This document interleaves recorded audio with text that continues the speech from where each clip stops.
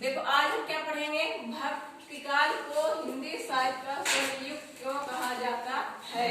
तो भक्तिकाल को ही क्यों कहा जाता है, जो आचार्य रामचंद्र शुक्ल ने जो काल विभाजन जो 1000 वर्षों का जो किए हैं, विचार किए हैं, उनमें से आज का भक्तिकाल, जितकाल, आधुनिक काल ये जो है, तो और काल को क्यों नहीं कहा गया, भक्तिकाल को ही क्यों कहा गया, क्यों हिंदी साहित्य का स्वर्णयुग कहा गया, इसलिए कहा गया।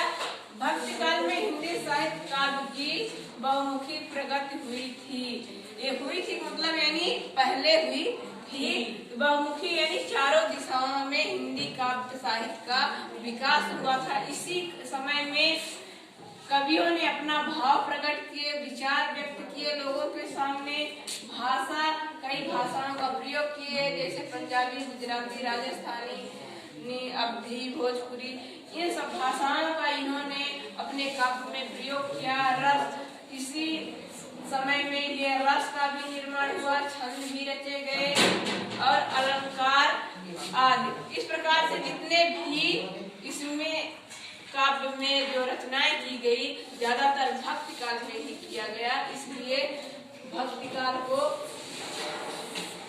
हिंदी साहित्य का स्वर्णयुग कहा जाता है। और इसमें काव्य का अंग प्रत्यंग परिपुष्ट हुआ। और इसी काव्य में जितने भी हिंदी साहित्य का काव्य था, उनका सभी का अंग प्रत्यंग यानी हर एक प्रकार के रस, छंद, अलंकार, दोहा, सवैया लिखे गए, उनका परिपुष्ट यानी लोगों तक पहुंचाया गया, उसका पल्लवित किया गया, बढ़ाया गया, आगे जागरूकता फैलाया गया। कबीर, तुलसी, जायसी, मीरा, रसखान, आज कवियों ने इसी काल में साहित्य का निर्माण किए। जो कबीरदास हैं, जिन्होंने की जानमार्ग की शाखा के कवि कहलाते हैं। तुलसीदास जो रामचरित लिख दिए हैं, जो कि रामायण महाभारत है। और जायसी भी कई रचनाएं लिखे हैं, इनका भी महाभारत पद्मावत है। और मीरा, रसखान, इस प्रकार से जितने भी अच्छे कवि अपनी रचनाएं किए हैं, जो किस काल में किए हैं, भक्ति काल में किए हैं। ये और भी कवि हैं भक्ति काल के, जो कि उनका अब सभी का नाम नहीं लिखा जा सकता क्योंकि बहुत लंबा हो जाएगा। इसलिए इसी काल में साहित्य का निर्माण किए। भक्ति काल में ही उन्होंने साहित्य को आगे बढ़ाया, उसका चारों दिशाओं में विकास हुआ, निखार आया, लोगों तक उसका महत्व समझने लगे। इसलिए भक्ति काल को स्वर्णयुग कहा जाता है। यानी इसीलिए जो भक्ति काल का समय था, इसीलिए भक्ति काल को ही स्वर्णयुग के नाम से जाना जाता है और कहा जाता है। इसमें हम क्या पढ़ेंगे, अभी भक्ति काल को स्वर्णयुग के नाम से क्यों जाना जाता है ये पढ़े। अब ये पढ़ेंगे भक्ति काल के प्रमुख कवि एवं उनकी रचनाएं। प्रमुख कवि कौन कौन है, उनकी कम से कम 2 रचनाएं पढ़ेंगे। तो कवि कौन है, सूरदास। सूरदास के क्या रचनाएं, सूरसागर है, सूरसारावली है, साहित्य लहरी, और भी इनकी रचनाएं हैं, लेकिन सिर्फ 2 ही रचनाएं पढ़ेंगे। फिर दूसरे हैं कबीरदास। कबीरदास की सबसे अच्छी रचना बीजक मानी जाती है, जो कि इसमें साखी, सौंदर्यमयी, तीनों का इसमें संग्रह है। फिर कबीर की साखी, ये उनकी रचना हो गया। फिर तीसरा है तुलसीदास।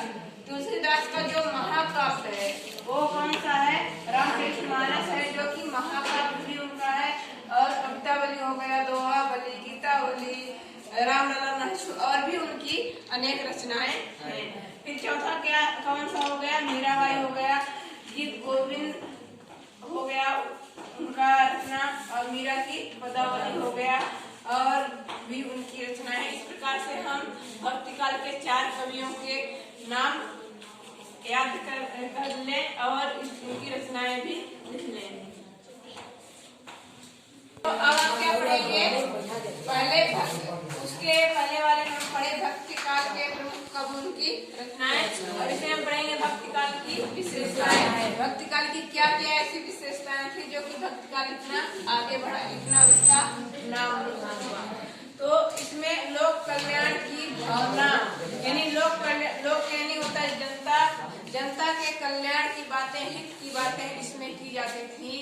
सभी अपने अपने हित की कामना करते थे और सब समाज में जनता की कोई भी हो भलाई के लिए इसमें काव्य रचनाएं लिखी गई, उनके बारे में सोचा गया जिससे कि उनका कल्याण हो सके। इसलिए लोक कल्याण की इसमें भावना यानी सोच यानी जनता की भलाई के लिए इसमें सोचे गए, उनके भलाई के लिए इसमें उनकी भावना जागृत हुई।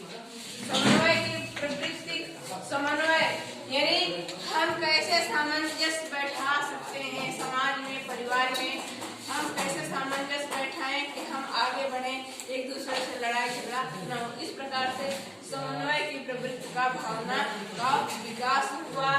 नाम का महत्व, इसी समय नाम का भी महत्व लोगों में बढ़ गया कि हम जितना ही अच्छा कार्य करेंगे उतना ही अच्छा मेरा नाम चलेगा। और सब लोग अपने अपने नाम को महत्व देते थे, ज्यादा दूसरे का ज्यादा महत्व नहीं देते थे, ज्यादा पहले अपने को प्राथमिकता देते थे, इसके बाद दूसरे को देते थे। दास भक्ति, पहले क्या होता था कि कवि लोग, लेखक लोग राजाओं के यहाँ रहते थे, राजाओं के यहाँ ही रह करके उन्हीं के आश्रय में रहते थे, उन्हीं का दास बन के उन्हीं के सेवा सत्कार करते थे। इसलिए दास भक्ति जो है ये भी प्रवृत्त हुई थी। दास भक्ति ये विशेषता है, यानी कि लोग अपना खुद का रोजी रोटी नहीं चला पाते थे, किसी राजाओं के यहाँ, किसी बड़े लोगों के यहाँ जाकर के वहाँ मजदूरी करते थे, वही रहते थे, अब अपना भरण पोषण करते थे।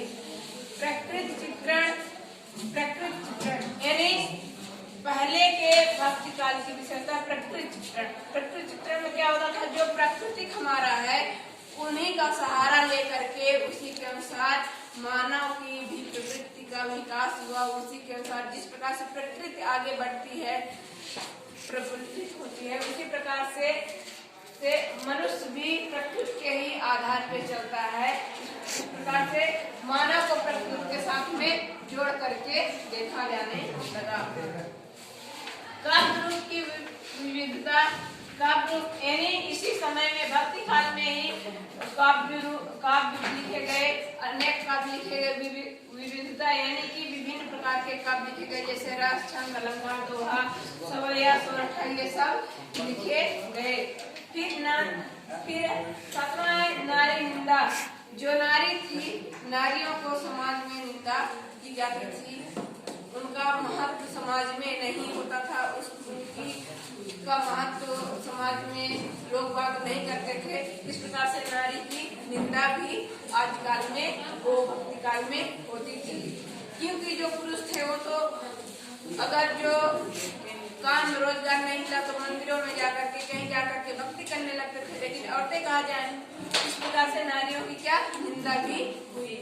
गुरु का महत्व, और भक्ति काल में गुरु का भी महत्व हुआ, क्योंकि जो गुरु होता था वो शिष्य को क्या करता था, विद्या देता था, सिखाता था, भक्ति करवाता था, ज्ञान, पूजा पाठ। इस प्रकार से उतनी समय जो उनका शिष्य होता था वो अपने गुरु का बहुत आदर करता था, सत्कार करता था, सेवा और महत्व देता था कि हमारे लिए गुरु ही सबसे बड़ा है, गुरु से बढ़ करके कोई नहीं है। इस प्रकार से भक्ति काल की ये सब विशेषताएं हैं, और भक्ति काल में ये सब प्रकार के उसमें गुण पाए गए।